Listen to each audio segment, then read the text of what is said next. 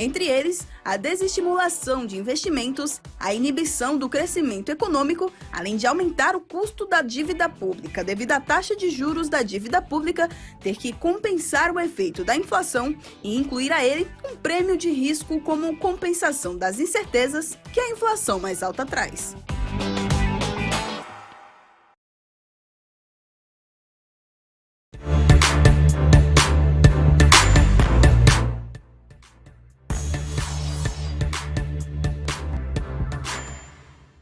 Olá pessoal, estamos no ar com Você com Dinheiro de hoje, seu programa sobre investimentos, que é aquele tradicional bate-papo de almoço aqui na BMC News, nessa parceria com a Com Dinheiro, para trazer para vocês, telespectadores e investidores profissionais ou não, as melhores cabeças do mercado financeiro para discutir aquele assunto que faz o mercado financeiro brasileiro acontecer com as pessoas que constroem esse mercado. E para bater esse bate-papo com vocês, hoje nós temos a participação do Eduardo Raul, que é responsável pela área institucional lá da Levante, pela Levante Corp. Eduardo, é um prazer recebê-lo aqui, é sempre um prazer receber o pessoal da Levante aqui conosco. Fala, Felipe, obrigado pelo convite aí. Bom, uma honra, assim, sempre que precisar a gente tá aqui para participar. A gente, você já deve conhecer, você já sabe aí que a gente está aqui para fazer as perguntas difíceis, né? Manda bala. A gente está aqui para fazer as piores perguntas, né? Os convidados estão aqui para dar as boas respostas.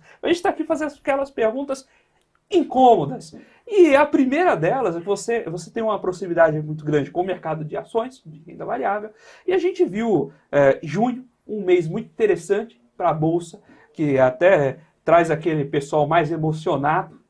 Puxa vida, 20% sobe o índice, 10% o índice sobe 20%, 30% uma ação. O pessoal começa a achar que a vida é sempre assim, e não é, né? A gente tem que ter ali os pés no chão, mas sobretudo analisar os fundamentos, não no sentido, né, de estritamente análise fundamentalista, mas entender o que está formando esse mercado, o que está formando essas ondas, e entender se é o nosso tradicional voo de galinha ou não. Mas eu não estou aqui para dar as respostas, estou aqui para perguntar. O crescimento que a gente viu de bolsa em junho e julho é voo de galinha ou tem base, tem fundamento para a gente pensar um ciclo mais positivo de bolsa pelos próximos meses? Boa, legal, boa pergunta. Acho que assim, tem espaço, né? A gente viu ali uma reprecificação bem robusta nos ativos de risco como um todo, né? Então, acho que nos últimos 2, 3 meses a gente vinha ali, se você pegar um histórico mais amplo, né, o múltiplo preço-lucro da Bolsa, a gente via ali que a gente carregava, sei lá, abaixo dos 2 desvios padrões, né, da média histórica, então tinha ali um gap para fechar. Acho que nesse primeiro momento de alta a gente conseguiu fechar parcialmente isso, ou seja, ainda existe oportunidade, ainda tem mais coisa para ser reprecificada, né? Mas, como você falou, nem tudo sobe para sempre, nem tudo é assim tão fácil, né? Então a gente entende que sim, esse movimento deve continuar. A gente viu ali dados mais fracos de inflação saindo hoje mesmo, e também a prévia do PIB BCBR já mostrando algum arrefecimento da economia. Então o mercado que já começava a estimar, né, um corte mais robusto ali da Selic em agosto, acelerou, né, essa expectativa. Então o mercado, acho que esse último rally que a gente viu no mês de julho aqui foi muito por conta disso. Mas, como você falou bem, acho que é importante manter os pés no chão. Correções serão super naturais. Acho que se você pegar os maiores bull markets da história aí, todos eles tiveram correções bastante expressivas, e é natural, tem que se manter calmo, né, um portfólio equilibrado ali. Acho que o investidor consegue sair bem, independente do cenário que ele encontra aí pela frente, né? Ok, a gente teve esse primeiro ponto, tem um gap a ser fechado, a gente fechou boa parte, estou contorcendo as palavras, a gente fechou a parte desse gap, né, nas suas palavras. Perfeito. E eventualmente tem um espaço para mais, até com essas notícias positivas do cenário macroeconômico, até para passar step by step, né, com menos inflação, abre-se espaço para redução de juros. Consequentemente, com menor juros, a gente tem empresas menos endividadas se recuperando, você tem alternativas de investimento que fogem da Selic, do CDI, tomando mais força. Agora, quais são os setores de bolsa que melhor surfam essa onda, né? Porque o nosso investidor está ali assistindo, tem sempre essa pergunta de, olha, ok, feito esse cenário, como eu aproveito melhor? Perfeito. Acho que se a gente fizer um recorte histórico primeiro, né, em 2022 a gente viu uma bolsa que o que andou, na verdade, foi commodity. E aí o que muitas pessoas acabou virando um consenso foi que realmente você via muitas pessoas falando, poxa, se você tirar a Vale e Petro dessa performance, o índice ainda está muito barato. E aí é justamente esse movimento de rotation que a gente tem visto no ano de 23. Então, essas empresas de menor capitalização, né, as small caps, desempenhando, né, tendo uma performance bastante expressiva. A gente busca ser bastante... pensar um pouquinho fora da caixa na Levante. Então, sim, existem muitas oportunidades em small caps, né? Apesar de muitas terem andado aí, tem empresa que subiu 100% no ano, né? Estava realmente mal precificado, mas a gente busca olhar um pouco fora da caixa. Então, Vale, por exemplo, tá? Setor de siderurgia e mineração e Gerdau é uma dupla que a gente gosta muito lá. Porque, né, normalmente, né, a gente tem um analista de commodities lá, o João, a gente brinca muito. Normalmente, quando a gente vê uma empresa que atua, né, num setor cíclico como são commodities, e ela atinge ali o seu low, né, em 52 semanas, normalmente isso traz uma mensagem importante que talvez existe um pessimismo um pouco exagerado ali. Então, para Vale foi um dos casos que a gente viu mais recentemente, né? Vale tem um peso muito relevante no índice, chegou ali batendo aquele patamar dos 65, 70 reais. Para a gente, assim, é muito atrativo carregar nesses níveis, né? Tanto para um yield como olhando lá na frente, né? Uma companhia que pode se beneficiar desse movimento de eletrificação que a gente tem visto, não vai ficar só dependendo de China, né? Tem a parte de metais básicos dela que pode extravar um valor bastante considerável. Então, para a gente é um trade bastante assertivo. Gerdau, como eu falei também, com uma operação um pouquinho mais diversificada, então a gente gosta muito desse setor. E aí, olhando um pouquinho demais, né, a gente tem hoje lá na casa uma equipe bastante diversa e a gente consegue acompanhar outros mercados. Então, no agro, a gente tem, em commodities em específico, a gente tem alguns analistas que tentam encontrar algumas oportunidades, e a gente viu uma delas no setor de açúcar e etanol, né? Em 2022 foi um ano muito difícil para esse segmento como um todo, né? E parece que assim, a tempestade perfeita ali acabou no ano de 22, a gente vem vendo ventos mais favoráveis, vem vendo ventos mais favoráveis, né, em 2023. Muitos papéis acabaram andando muito também, né? Então, a Raizen foi um primeiro movimento, foi um papel que a gente gostou, escolheu para surfar esse primeiro movimento no primeiro semestre. Realmente andou muito. A gente preferiu, em algumas das nossas estratégias, capturar essa exposição via Cosan, que é a holding, né, tem algum desconto ali e uma diversificação maior, né, entre negócios, apesar de Raizen ser a maior parcela ali do portfólio da empresa. Então, é um setor que a gente gosta. Então, a gente vem vendo ventos mais favoráveis, a exemplo por exemplo, né, do aumento da mistura ali de etanol nos combustíveis, que pode ser mais um catalisador ali para as empresas do segmento, né? E o que a gente pode, olhando para os próximos meses, né, o que a gente pode... não vou te pedir para ilustrar a bola de cristal, não é dizer o que vai acontecer ou o que não vai, mas quais são os eventos que vocês estão monitorando que podem ser pontos de destravar valor para o mercado? Acho que falando de Brasil, se a gente não fizer nada, não já tá decepcionar, bom, né? exatamente. Acho que se a gente realmente não decepcionar, provavelmente a gente vai continuar surpreendendo positivamente em termos de mercado de capitais, né? Um sentimento um pouco melhor, mais benigno, né? Uma queda na taxa de juros, uma melhora para o custo de capital das empresas. Eu realmente acho que não existe um gatilho específico, tá, para essa pergunta. Então, poxa, que a gente poderia melhorar isso ou isso. Acho que é um conjunto de fatores, talvez menores ruídos, né, entre governo e o próprio mercado, um avanço maior nas próprias reformas que a gente tem visto acontecer, né, as propostas que saíram um pouquinho, né, da normalidade ali, do executivo não têm tido tanta atração, também isso ajuda, né, o mercado a ter um pouco mais de confiança. Então, acho que reforça muito esse ponto. É só não decepcionar. Se a gente passar de ano, acho que tem bastante coisa boa ainda para acontecer e bastante empresa barata, né? Como eu falei, ainda existe um múltiplo para a gente buscar ali.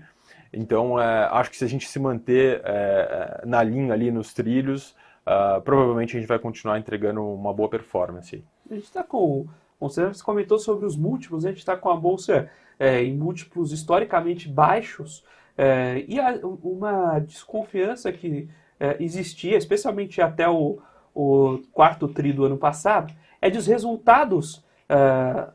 Quando a gente está olhando o múltiplo, geralmente a gente olha para o retrovisor. Eu pego o múltiplo do ano passado sobre esse. Mas eu posso ter a projeção. Tem. Só que sua projeção também é baseada no anterior. Então, o que você confirma mesmo é quando sai o balanço novo. Existe uma tensão importante de que esses números poderiam corroborar o pessimismo. Agora a gente está na onda dos balanços. A gente já passou pela onda dos balanços de primeiro tri, em 23, e a gente começa a esperar os balanços de segundo tri. E nesse desenho, a gente está reforçando as expectativas de pessimistas ou os balanços já estão refletindo uma melhora? Acredito que os balanços já estão refletindo, assim, a gente viu bastante, quando a gente tem uma alta, né, uma manutenção da taxa de juros num patamar tão elevado, é natural que ocorra uma limpa mesmo, né, a gente viu algumas empresas sofrendo muito, né, mas também é um momento para reajustar a casa para muitas delas, né, então, a exemplo, né, a gente tem visto muitas empresas realizarem follow-ons aí recentemente, justamente para se capitalizarem e olhando um ciclo um pouco mais favorável mais adiante. Então, para avançar em investimentos, aquisições, seja lá qual for a destinação desses recursos. Mas acho que talvez os resultados não sejam tão acima das expectativas para esse TRI, mas olhando um guidance, né, talvez uma expectativa melhor no futuro. Tá? Acho que eu iria um pouco mais nessa linha.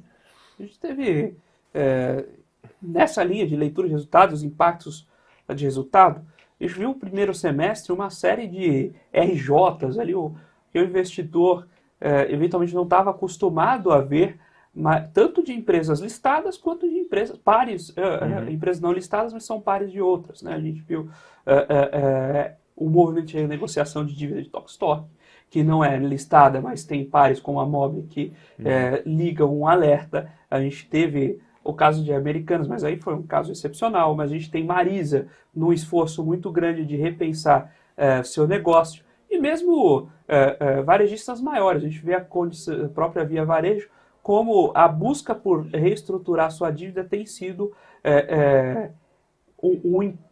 tem empenhado um esforço maior do que seria o tradicional, do que é o esperado pelo mercado. Essa onda está cessando e o que o investidor deve... Quais são aqueles pontos ali que o investidor deve pensar, deve ter na cabeça para ler essa onda? Né? Relembrar a diversificação, enfim, a resposta é sua, mas o que a gente pode aprender com essa onda e como olhar para frente depois desse ciclo? Boa, legal. Acho que primeiro, falando de mercado de crédito, né, nesses eventos que a gente teve no início do ano, o mercado de crédito ele funciona como uma janela. Então, às vezes ela está aberta e fica aberta por muito tempo e no dia seguinte, por algum evento inesperado, isso pode mudar completamente e isso prejudica todo o mercado de capitais, porque as empresas precisam se financiar, precisam inclusive rolar suas dívidas. Então, num cenário que a gente encontra uma janela fechada, isso é muito perigoso. Então, foi um momento de maior estresse que a gente viu ali. Que, inclusive, também vieram muitas oportunidades, especialmente na parte de renda fixa naquele momento. A gente viu ali uma oportunidade bastante interessante, né, para capturar yields bem expressivos ali em crédito privado. Para se proteger disso, né, obviamente, tem investimentos, assim, acho que não existe uma receita de bolo, né? Poderia falar que talvez uma alternativa interessante seja o investidor selecionar empresas que não estejam tão alavancadas. Então, a gente poderia usar uma métrica aqui para medir a alavancagem de dívida líquida EBITDA. Se a empresa estiver acima de 3 vezes desse patamar, talvez ela seja bastante endividada, talvez a geração de caixa dela não seja o suficiente para honrar todos os seus compromissos. Também é verdade que se a gente aplicar essa regra, a gente também vai deixar muitas oportunidades pelo caminho, isso é natural. Então, em 2023 a gente viu uma subida bastante expressiva de muitas empresas, muitas delas estão alavancadas, e por isso também que a gente teve essa descompressão mais relevante de múltiplos nelas. Então, acho que para um investidor iniciante é importante, talvez não se arriscar tanto, né, começar por papéis um pouco mais defensivos, talvez focando um pouco mais em pagamento de dividendos, mas acho que realmente não existe receita de bolo. Evitar empresas tão alavancadas no início talvez seja uma forma de mitigar esse tipo de risco, e claro, a diversificação, a gente brinca que é o último almoço grátis, né? Para a gente precisa ter, né? É o que faz todo sentido olhando da ótica de risco-retorno, né? A diversificação foi matematizada por Harry Markowitz, né? O conceito existia, mas colocar isso de uma forma elegante na expressão foi um mérito do professor Markowitz, faleceu recentemente, inclusive, né? Agora, quando vocês... Aí entrando um pouco, vocês na Levante têm justamente essa parte de análise, a proximidade. Você comentou de algumas regras, como fazer o corte ali de 3 vezes EBITDA de alavancagem. Quando vocês fazem, né, o processo de seleção dos ativos, quais pontos vocês consideram? E outra coisa, o que vai para além dos números estritamente financeiros? O que é olhar a gestão, eventualmente ir lá conversar com o executivo da companhia? Como funciona para vocês esse processo de seleção de construção de carteira? Bom, lá na Levante a gente trabalha com uma abordagem mais top-down. Então, naturalmente, a gente entende como está se desenhando, né, o cenário macroeconômico, e quais os impactos e os setores que podem ser mais beneficiados, olhando ali um horizonte de médio e longo prazo. Tá? Então, naturalmente, todas as nossas análises e os papéis precisam estar aderentes, né, a essa análise mais macro. Passado por esse filtro, né, aí sim a gente passa a olhar o micro dos setores. Então, como eu falei, se a gente está enxergando ventos mais favoráveis, por exemplo, no mercado de açúcar e etanol, a gente vai lá, né, e aí o analista responsável pelo setor vai capturar ali as melhores oportunidades, né, dentro daquele setor, né, o que ele acha que está mais assimétrico naquele momento, para a gente estudar e de repente encarteirar isso, recomendar para os nossos clientes. Então a gente segue muito essa abordagem, acho que é algo legal, a gente dá bastante liberdade para o nosso time trabalhar, então os analistas têm bastante liberdade não só nos estudos dos ativos, né, em trazer ideias novas, e também para esse segundo ponto que você levantou, que eu acho que é super importante, que é olhar fora da tela, né, olhando, conversando com as pessoas realmente para entender o que está acontecendo ali com as empresas. Então, todos os analistas buscam, né, esse contato frequente com o RI das companhias, né, para entender como é que está a cabeça deles, como é que está a ideia de business, se estão pensando em coisa nova, né, se eles estão animados, se não estão. Acho que essas coisas, esses sentimentos são importantes. Por nós termos uma casa de análise bastante expressiva ali no mercado, a gente tem uma abertura muito legal com as empresas. Então, falando de mercado local, né, lá hoje a gente cobre por volta de 150 companhias, e todas elas, né, os analistas são instruídos a entrar em contato frequentemente, né, estarem em contato frequentemente, reportarem isso, para a gente debater, né, poxa, se isso é uma oportunidade, se não é. Aconteceu casos recentemente que a gente, poxa, papéis que talvez estivessem na nossa carteira, mas pô, a gente conversou com o RI e isso foi o suficiente ali na parte qualitativa para a gente falar não e pô, talvez não seja o momento. Tá? Então, acho que é um pouco desse trabalho que a gente realiza lá, tanto na ótica quantitativa, né, dos números ali, e na parte mais qualitativa, conversando com as pessoas mesmo, né? Você comentou sobre essa conversa com a retiração da carteira. O que é bolinha preta para vocês? O que vocês olham assim e falam, puxa, uma empresa que tem essa característica não dá para entrar? Cara, acho que nesse ponto, o RI ele é algo muito específico, né? Se a gente conversa com o RI, cara, ele não está passando informação, a gente pergunta uma coisa. Pô, dá aquela famosa sabonetada ali. Como a gente acaba fazendo isso com certa frequência, assim, dá pra sacar na hora ali se a pessoa ou tá falando a verdade, ou realmente ela não sabe, né, do que ela tá falando ali, talvez não fosse ela para estar desempenhando aquele papel. Então a gente tem um pouco dessa expertise, assim. Então não tem um fator em específico, né, mas sem dúvida é um fator que tem um peso bastante relevante na nossa decisão, tá? Então, pegar esse sentimento com eles, entender se o que eles estão passando para a gente é de fato verdade. Tem empresas que são até sinceras demais, né? Então, poxa, sabe, eles estão com um sentimento um pouco mais negativo, né? Um pouco mais pessimistas, e passam isso realmente. A gente fica até meio chocado, né? Normalmente o RI ele gosta de vender um sonho, né, uma ilusão. Então, mas por outro lado é super bem-vindo essa transparência, né? A gente valoriza bastante isso. Então a gente tem que ter um pouco desse tato, né, ali na frente com os RIs. E quando comentando tudo isso, né, minha pergunta assim, vocês conseguem sair da empresa porque vocês têm um corpo ali, né? Assim como as assets que eventualmente acessam, conversam com as empresas, né? Mas o investidor pessoa física muitas vezes tem acesso ao que é documento público, mas não tem esse acesso ao soft, o contato não o contato direto com a empresa para pegar essas entrelinhas. E pensando nisso, o investidor pessoa física faz sentido, por exemplo, você pensar em montar a sua carteira de ações pessoalmente, sozinho? Eu acho que faz sentido do ponto de vista educacional. Acho que isso traz uma série de benefícios ali para o investidor, né? Em termos de conhecimento mesmo, né? Na prática, acho que muitas coisas a gente tem a teoria, poxa, tem que estudar realmente, mas na prática ele vai conseguir ter esse entendimento melhor de como funcionam as coisas, tá? Mas claro, poxa, eu vou começar sozinho na prática.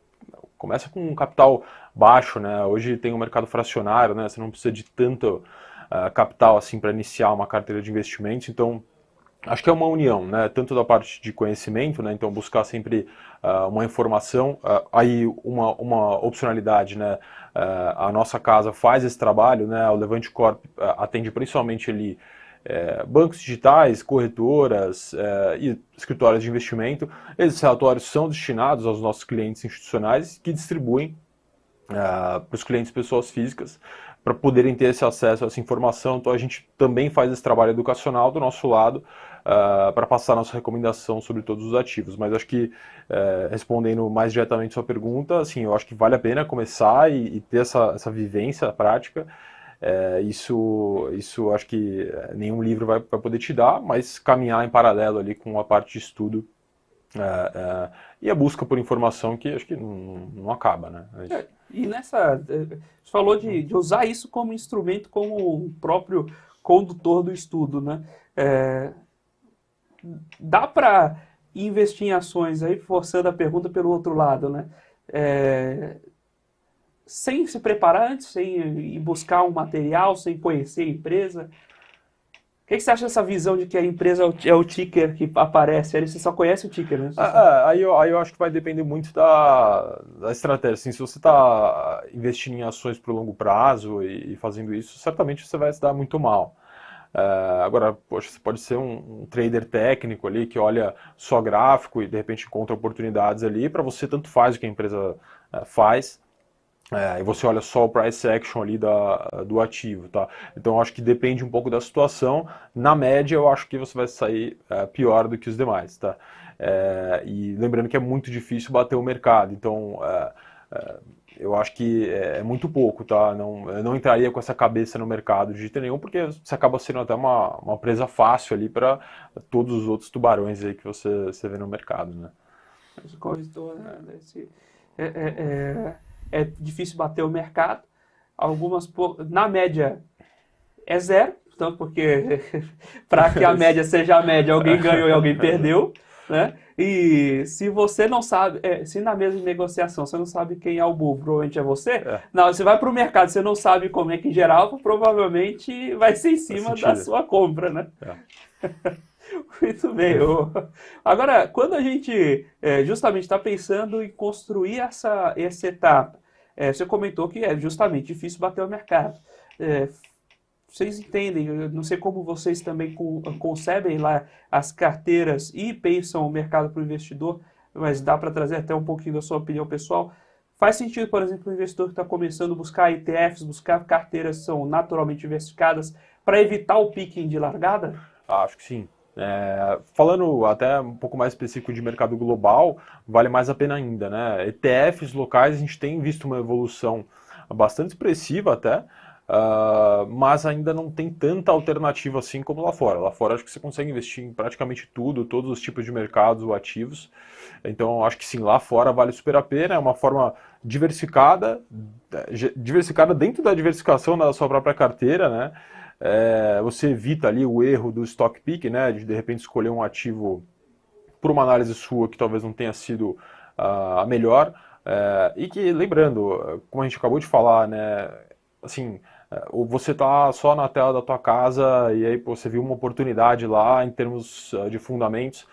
Poxa, tem muita gente vendo, né? Assim, acho que sozinho é muito difícil, né? Então, como eu falei, vale a pena olhar um pouco lá fora, né? Buscar um portfólio equilibrado. ETFs é uma maneira muito fácil e prática de começar. Acho que em breve no mercado local a gente vai ter algumas evoluções para propiciar essa flexibilidade, essa alternativa também para os investidores.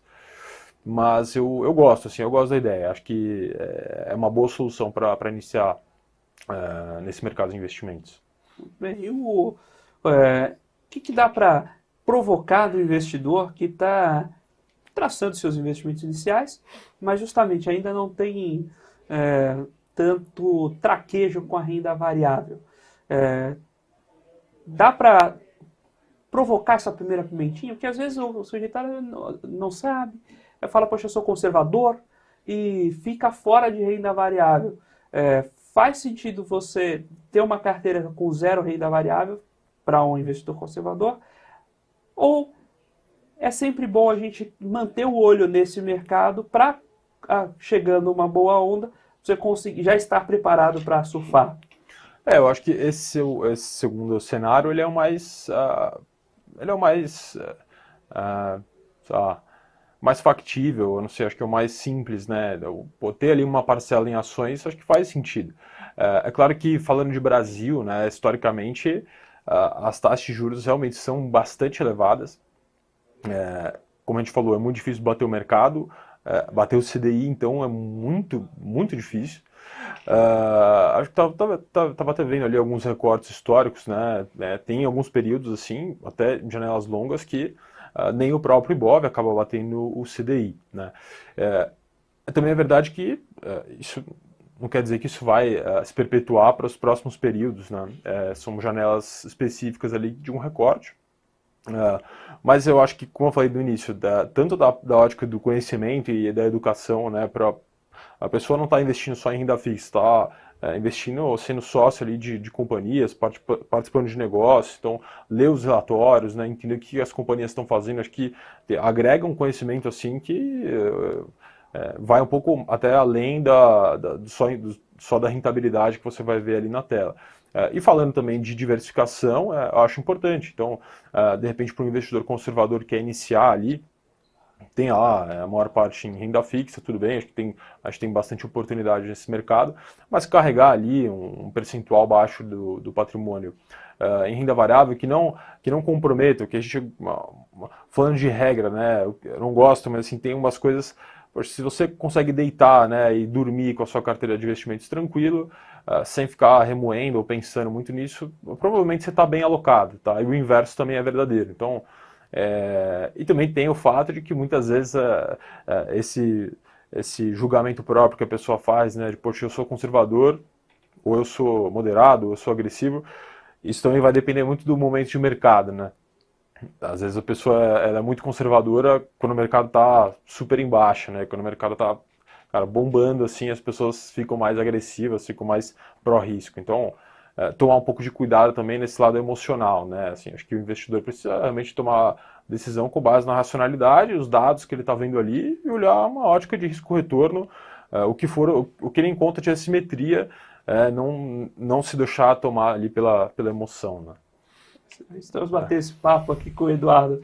A AO, head institucional lá da Levante Corp, sobre como investir em ações, né, sobre quais pontos olhar, qual ciclo nós estamos nesse mercado e, naturalmente, quais são os insights que a gente pode tirar das ondas surfadas de alguém que está construindo esse mercado, está acompanhando esse mercado de perto e transmitindo esse bate-papo, transmitindo essas ideias para você, investidor, telespectador da BMC News, também beber dessa fonte, criar seu próprio conhecimento, criar o seu senso crítico para se tornar cada dia um investidor melhor, seja você investidor profissional, seja você um investidor que está pensando no seu próprio patrimônio, nessa parceria então entre a Com Dinheiro e a BMC News. E se você ainda não conhece nossos produtos, nossas soluções da Com Dinheiro, visite lá o nosso site www.comdinheiro.com.br, conheça as nossas soluções, veja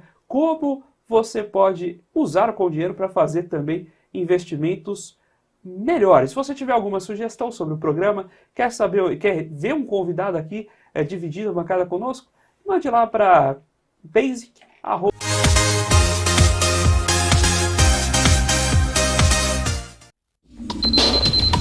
O que acontece no mercado financeiro no Brasil e no mundo está na BMC News. São 24 horas de programação para ajudar o investidor na melhor tomada de decisão. Independência e jornalismo sério. Não estamos plugados em nenhuma instituição financeira. Isso nos dá liberdade de levar a informação sem nenhum viés e sem conflitos de interesse. Ser a ponte entre as notícias, empresas, especialistas e os investidores. Tudo de uma forma dinâmica e com uma pitada de bom humor. Informação que gera valor, você sempre vai encontrar na BMC News.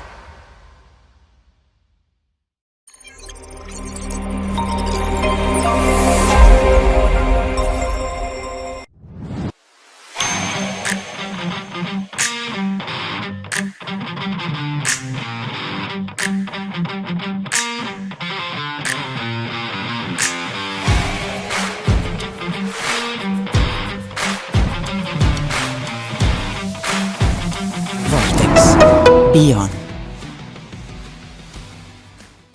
Ao completar 16 anos, você já pode ajudar a salvar vidas.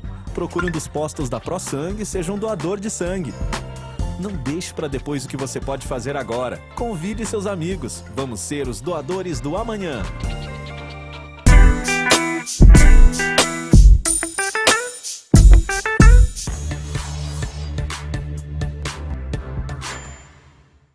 Olá pessoal, estamos de volta aqui com você com o Dinheiro de hoje, batendo um papo com o Eduardo Raal, head institucional da Levante Corp, sobre o mercado de ações, o momento da Bolsa brasileira nesse 2023 e naturalmente tudo que permeia esse mercado. Eduardo, voltando aqui para esse segundo bloco, aquelas perguntas ali para aquecer, é momento de investir em Bolsa brasileira?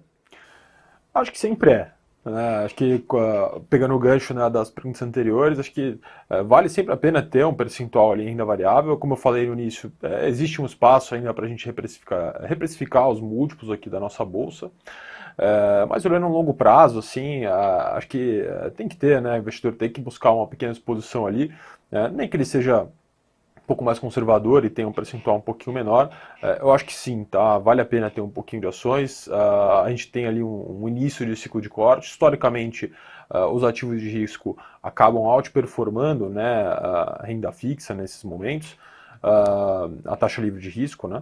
Então, eu acho que sim, vale a pena ter, né? Sempre com cautela também, não é para sair comprando qualquer coisa assim, né? Com medo de perder a alta, mas acho que vale a pena sim ter uma exposição no mercado local. Tá? Aproveitando a sua participação aqui, a gente conversa sobre os temas em que o participante está inserido, mas também a gente aproveita para ter um bate-papo sobre o empreendedorismo, sobre como o próprio business está estruturado, e a Levante nos últimos anos tem uma história particularmente interessante, porque vocês construíram um modelo que foi muito baseado na construção de relatórios e assim por diante. Hoje vocês têm outras unidades de negócio, depois também vou pedir para você comentar um pouco, mas vocês têm uma postura um tanto diferente na hora de desenho de produto para o mercado. A própria Levante Corp tem esse conceito de levar, de ter uma interlocução mais de atacado, mais voltada para o institucional. Conta um pouquinho de como foi essa decisão, né? Por que vocês foram por esse caminho, como vocês atacam esse mercado hoje? Eu acho que toda a oferta assim, né, de produtos surge de alguma demanda. Então, acho que a Levante viu bem lá atrás, né, essa lacuna, talvez em research mais focada no institucional ali. E ela acabou sendo bem, executando bem, né, esse plano de expansão dessa nova vertical.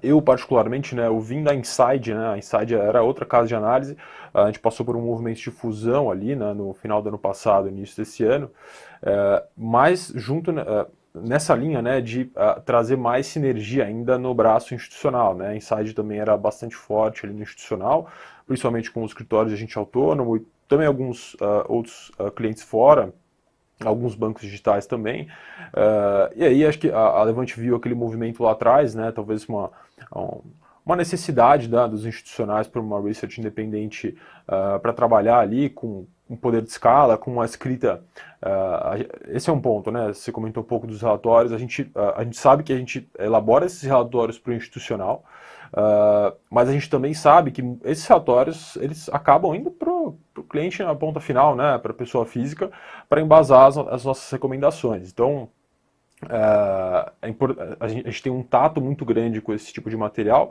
não só em termos de linguagem, né, para ter uma linguagem, a gente não força muito, assim, em termos de técnico, né, termos técnicos ali, ou termos em inglês, para isso também poder ser consumido de uma maneira mais ampla para os investidores no mercado local e até a visualização, né, desse relatório. A gente tem uma equipe especializada só de design de relatórios lá que tenta trazer, né, um user experience do relatório o mais fluido possível, né, para facilitar também no consumo desse material, que muitas vezes é muito técnico, né, meio maçante, então facilita, né, acho que a ideia é essa. Quando vocês concebem o material, vocês têm essa... pensando em produto mesmo, o produto de vocês tem o conceito B2B ou B2B2C, ou seja, quem você espera que consuma a informação final? É o gestor, por exemplo, que vai comprar, vai assinar um pacote? Ou vocês esperam, de fato, por exemplo, usar o escritório de agente autônomo para ceder esses relatórios para que eles forneçam para os clientes? Como eu falei, como a gente acaba atuando bem nas duas frentes, eu diria que está entre um 70-30, talvez um 80-20, mais focado nesse B2B2C, né? Obviamente porque a gente atende uma rede muito ampla de escritórios de assessoria, que naturalmente replicam, né? Mandam esses relatórios para os clientes, pessoas físicas. Então, talvez seja uma divisão mais ou menos nessa proporção, né? Porque a gente também tem clientes fora... rede de assessoria que utilizam, institucionalmente falando, esses relatórios para embasar suas decisões. Então, a gente consegue navegar bem um pouco por esses dois lados, mas, claro, tem um consumo maior por parte da pessoa física por meio de algum institucional. Então, a gente tenta jogar esse lado meio binário ali, né? Hoje, vocês têm dentro da Levante um braço de gestão, naturalmente, esses braços são divididos, tem uma espécie de Chinese Wall, não é igual você ser gestor e administrador, mas você tem algumas diferenças, e eu queria ouvir um pouco de quais são as diferenças quando você olha uma empresa para fazer um picking na research, por exemplo. Qual a diferença de mentalidade de um gestor de fundos que faz suas próprias aplicações? É uma boa pergunta, né? Acho que tem algumas similaridades, tem algumas diferenças, né? Então, por exemplo, né, falando de carteira recomendada, é um produto, né, de investimento, né? E diferente do fundo, por exemplo, a carteira recomendada ela não vai te cobrar administração ou performance, ela vai cobrar ali alguma assinatura. Então, acho que tem algumas diferenças, né, na forma como isso é consumido e até para o cliente final, né, quem consome esse tipo de produto. Mas existem também similaridades, talvez até na parte de análise, né? A gente gosta muito de fazer o nosso comitê, a gente pede a participação no máximo de pessoas, né, do corpo da empresa, para poder discutir ideias, trocar ideias sobre o mercado, conseguir agregar o máximo possível, né, para tomar as melhores decisões. Acho que isso também é natural que ocorram em assets, né, de trazer time, né, ter mais ideia, ter mais cabeça pensando. Então acho que tem alguns pontos que a gente é similar, tem outros que o produto diverge um pouco, né? Mas acho que, enfim, cada um no seu lado, como você falou, tem uma diferença importante, né? Um Chinese Wall em termos de execução, né? A gente não pode executar carteiras que a gente mesmo recomenda os ativos, né? Então tem uma diferença importante nessa questão regulatória, mas acho que na prática tem bastante similaridade, tanto é natural, né? A gente vê bastante profissional sai do sell side, vai para o buy side e vice-versa. Acho que é natural esse processo, até cada um pode funcionar melhor ali em alguma função, né? Quando a gente pensa esse mercado, essa discussão do research independente, quais são as, digamos, principais avenidas de crescimento que vocês projetam, né, para desenhar esse mercado, para explorar esse mercado para os próximos anos? E o que o mercado já mudou nos últimos, desde que a Levante começou? Acho que o mercado evoluiu bastante, tem muita coisa, né? A gente tem uma nova legislação entrando em vigor, principalmente na parte de assessoria, né? Trazendo um pouco mais de transparência também para os clientes. A gente estuda tudo isso e tenta capturar, né, como a gente pode fazer parte, né, desse jogo e entregar um produto e um serviço cada vez melhor para os nossos clientes, né? Então, como eu falei, a gente hoje tem falando um pouco, já até um pouco das verticais da Levante, né? A gente tem hoje o braço do Corp, né? Do corporativo, mais focado ali no atendimento institucional, né? Os relatórios focados nos clientes institucionais. A gente tem o braço de varejo, né? Que é o Levante Ideias, mais focado aí na pessoa física. E recentemente a gente tem ali a Asset compondo, então, né, esse ecossistema voltado para o mercado de capitais. Como eu falei, a gente está sempre de olho nas novas tendências, o que a gente pode fazer para melhorar, o que tem de novo. Acho que isso da Levante é muito bom trabalhar lá nesse sentido, tá? Eu acho que as pessoas, você não vê ninguém acomodado, assim, as pessoas estão sempre querendo coisa nova, né, criando, e isso, puxa, é muito bom chegar assim na empresa e ver um time engajado nesse sentido. Então, como eu falei, a gente está sempre estudando, acho que o mercado, poxa, tem evoluído super rápido, né? Quando a gente olha, assim, hoje, assim, obviamente, falar de falhas, poxa, isso aqui pode melhorar, o mercado, isso aqui não tá legal, isso aqui tem que mudar. Poxa, mas se a gente olhar 5 anos para trás, né, cara, era nada, assim, a gente vê uma evolução muito expressiva dos CPFs. Acho que o CPFs na bolsa é a melhor métrica que a gente pode ter, né, para ver esse movimento. Então, eu acho que ao longo do tempo a gente vai ver bastante evolução e por esse sentimento, né, que a gente tem a Levante, né, de querer fazer as coisas acontecerem ali, eu acho que a gente vai conseguir capturar e fazer parte desse movimento junto com os nossos clientes. Tá? Então, ainda nesse modelo, se o investidor, por exemplo, quiser assinar a Levante direto, é possível via esse braço Levante 10. Perfeito, exatamente. Mas quando você leva o produto Levante Corp, que você é responsável, quem é o alvo, quem é o público-alvo de vocês? Eu já comentei sobre o uso, né? B2B, B2B2C, mas além dos, por exemplo, escritórios de agente autônomo, quem são os principais clientes que para quem vocês desenham esses produtos? O institucional. Isso. Além dos escritórios, né, a gente tem alguns bancos, né, então bancos que a gente sabe que para você montar, né, uma área de research é muito caro, né, ter ali, poxa, 10, 15, 20, 30 analistas trabalhando para você full time, né, é um capital intelectual elevado, então isso não é barato, nem todas as instituições arcam com esses custos e muitas vezes preferem terceirizar até para ter uma opinião um pouco mais independente nesse sentido. Então, a gente tem muitos clientes, até de corretoras, por exemplo, que tem o braço de research deles, né? Eles têm lá, trabalham normalmente, poxa, roda bem, mas eles preferem ter também o nosso serviço para embasar, para ter uma segunda opinião sobre os ativos, né? Para não ter tanto conflito de interesse, né? Corretoras muitas vezes distribuem muitos ativos, não podem participar ou dar recomendação de outros. Então, acho que é uma sinergia, né, que a gente tem, mais em termos de complementariedade, né, de, poxa, trazer mais diversidade de opinião para os clientes. Acho que isso sempre vai agregar mais, né? Então você vê como uma solução de terceirização e também um complemento para a própria corretora. Perfeito. E ter uma área independente. Como você comentou, isso é uma dor para as corretoras, você não poder recomendar o próprio ativo que você coloca. Exato. Até porque se fosse possível, aí a gente cai no caso lá do Lobo Wall Street, né? Você coloca a emissão, manda seus clientes comprarem e aí... Perfeito. Boa. Você encartera primeiro metade, né, para depois forma a pressão de preço. Qualquer semelhança com o mercado brasileiro, com alguém que você conheça, é mera coincidência. Agora, quando a gente pensa, você comentou sobre o número de CPFs em bolsa, quando a gente pensa em crescimento desse mercado no Brasil, a gente viu o número de CPFs em bolsa crescendo lá quando a gente estava com taxa de juros a 2. Muita gente indo para a bolsa num movimento um pouco mais imediatista. Não, falando imediatista, parece que eu estou subjugando a pessoa que foi. Não é isso, é que você tem um cenário de juros muito baixos, você precisa urgentemente buscar uma outra aplicação. Hoje a gente viu a ascensão de juros e esse mercado por um momento deu uma arrefecida.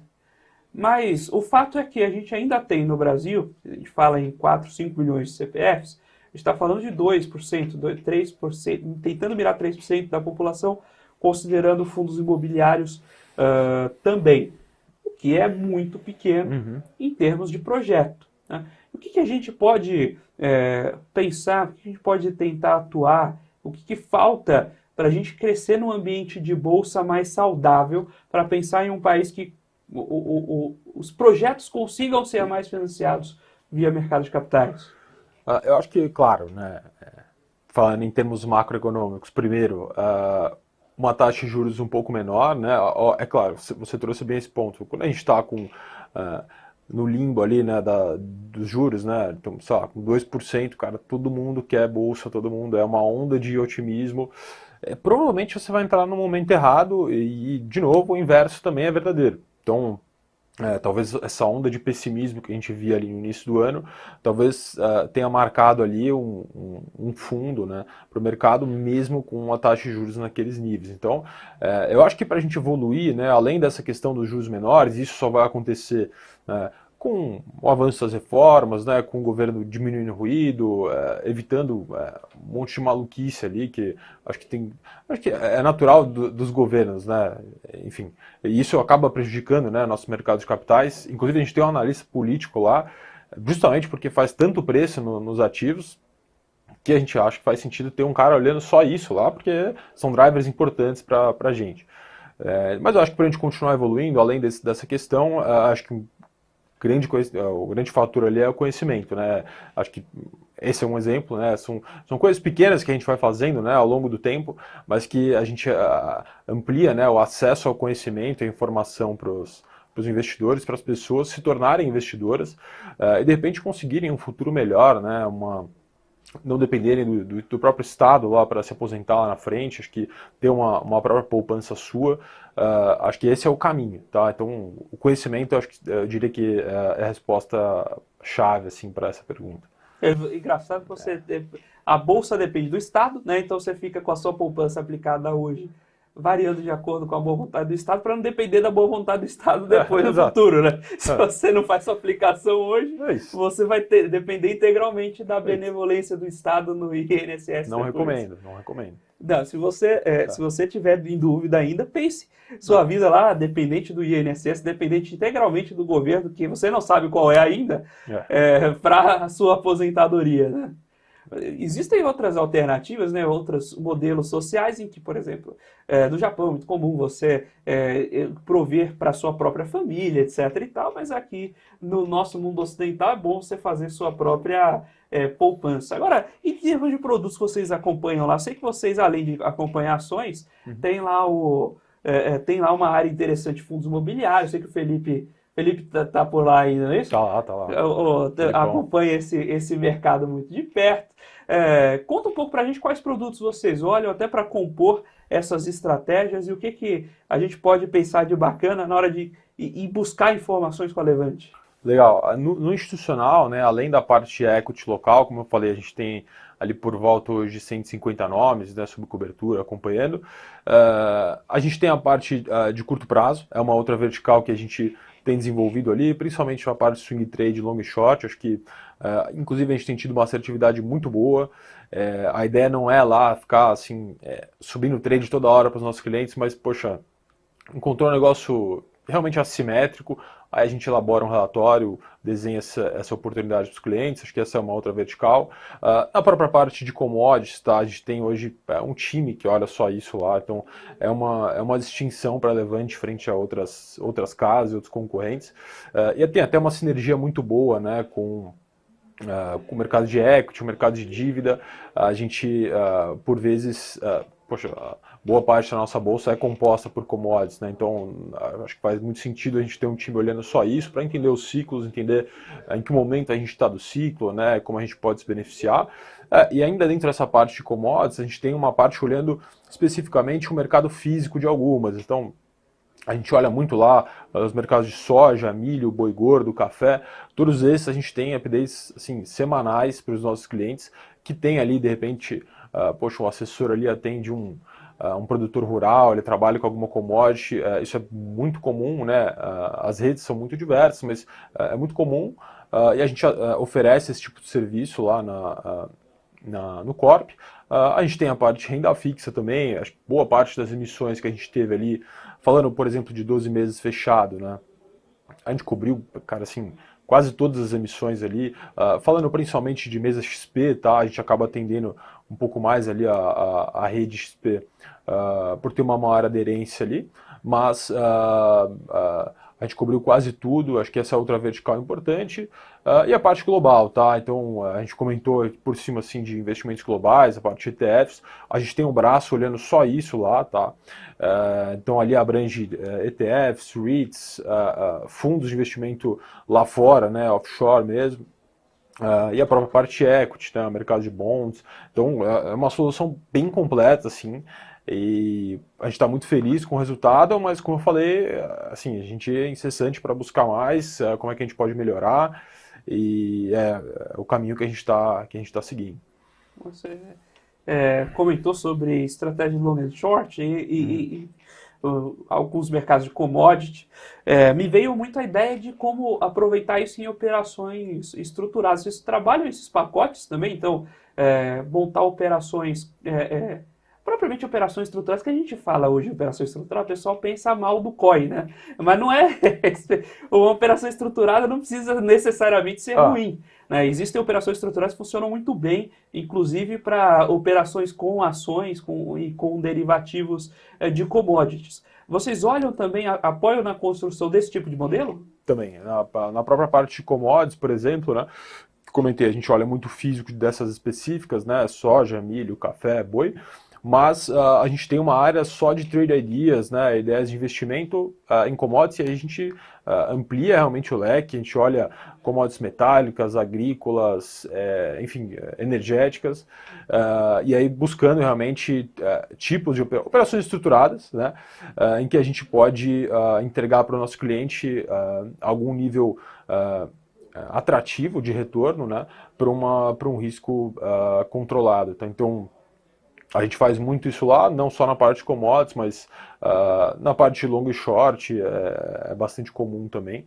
É uma vertical importante, né? Assim, a gente não tem um viés de trader lá, assim, a gente não tem muito essa pegada, como eu falei, de ficar soltando muito trade toda hora para giro, mas a gente gosta de ser bastante assertivo e tem que ter, acho que operações estruturadas são apenas uma ferramenta, né? É um instrumento que você vai utilizar para se expor aquele ativo em específico. Muitas vezes pode ser até benéfico em termos de risco-retorno, né? Travando parte do seu risco, enfim. Aí vai variar da operação, mas é algo que a gente faz sim também lá, né? A gente está caminhando para os minutos finais, queria aproveitar esse tempinho, você contar um pouco, que a gente contou das verticais da Levante de hoje, né? Mas conta um pouquinho para a gente um pouquinho da história da casa, como vocês chegaram até aqui, né? E aí já aproveita também deixar seus contatos, deixa lá quem quiser procurar também a Levante nas redes sociais, buscar os materiais, conteúdos que eu sei que vocês geram também nas redes sociais, fica à vontade aí para compartilhar com o público. Legal. A Levante nasceu, né, junto com os irmãos Bevilacqua, né, o Felipe e o Rafa. Hoje o Rafa fica mais à frente ali da parte do Ideias, né, que é o varejo. A gente tem o Felipão ali que gere mais a parte da Asset. E aí, como eu falei, né, ali no meio, a gente recentemente fez a fusão com a Inside, né, no início do ano para cá, e aí a parte do time da Inside, né, que já era muito forte no institucional, acabou tomando, né, e tocando essa parte mais do corp. Então hoje a gente está com um ecossistema bem montado ali para atender os nossos clientes nos mais diferentes demandas e serviços. Acho que a gente está evoluindo cada vez mais e a ideia é essa mesmo, tá? Então, animado assim pelo que tá por vir ali, o que a gente está construindo. E para quem quiser acompanhar nosso trabalho, né, a gente, por ter feito, né, essa fusão, a gente utiliza muito o Inside e a LVNT, né, como a nossa marca. Então, vocês procurarem tanto Instagram, LinkedIn, vocês vão encontrar essa denominação, mas somos nós, tá?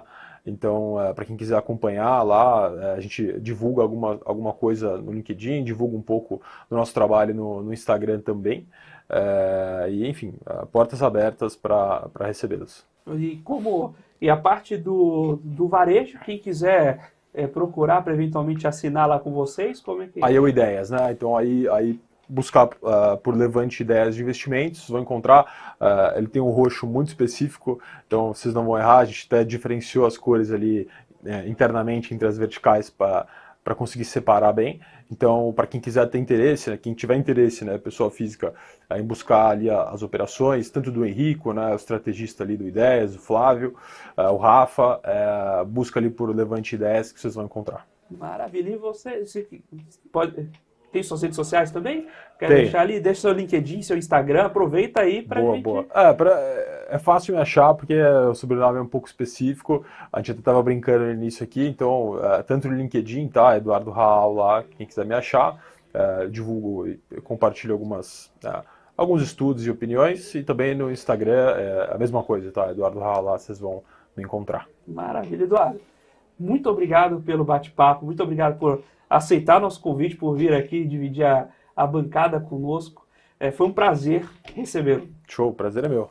Maravilha. Muito obrigado também a Levante por ceder a participação aqui do Eduardo. E muito obrigado, naturalmente, a você, telespectador da BBC News, investidor profissional, investidor que cuida do seu próprio patrimônio, que quer estar sempre aqui antenado às principais notícias do mercado financeiro através da BMC e que acompanhou aqui, deu a sua companhia, deu a sua audiência aqui para o Você com Dinheiro, essa parceria que traz para bate-papos as principais cabeças do mercado, para essa troca de ideias, ver os assuntos que estão formando o mercado e que compõem o almoço aí da Faria Lima, aquela conversa de elevador, aquela ideia de trade, aquele insight sobre investimento. Se você ainda não conhece as nossas soluções, visite lá www.comdinheiro.com.br e conheça as soluções da Comdinheiro, uma das principais plataformas de informações financeiras do Brasil. Se você tiver alguma sugestão sobre o programa, quer deixar lá seu comentário, uma sugestão de participante, manda lá um e-mail para a gente, basic.comdinheiro@comdinheiro.com.br, basic.comdinheiro@comdinheiro.com.br. É sempre um prazer receber o seu feedback, sempre um prazer saber quem está aí do outro lado com a gente. Agora nós vamos caminhando para o final, ficamos por aqui com Você com Dinheiro de hoje. Até a próxima, aqui nesse mesmo horário. Tchau, tchau.